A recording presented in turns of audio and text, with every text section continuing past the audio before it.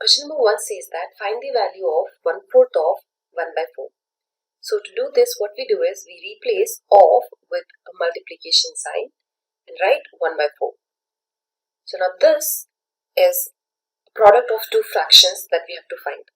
So to get the product, we multiply the numerators to each other, we get 1, and denominators to each other, we get 16.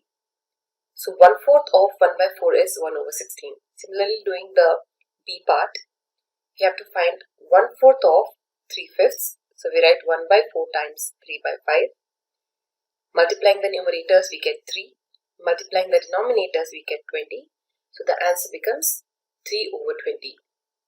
Now 1/4 of 4 over 3 will be, multiplying the numerator, we get 4.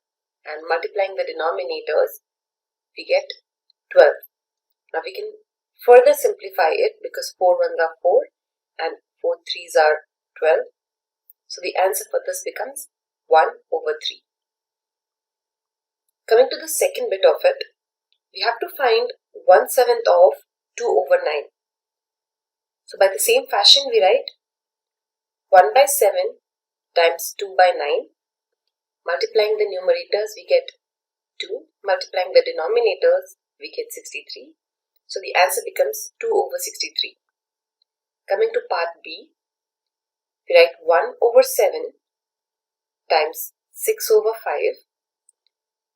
Multiplying the numerators, we get 6. And multiplying the denominators, we get 7 times 5 as 35. Now we have to find 1/7 of 3 over 10. We again multiply the numerators, we get 3. And multiplying the denominators, we get 70. And this is how we solve question number 1.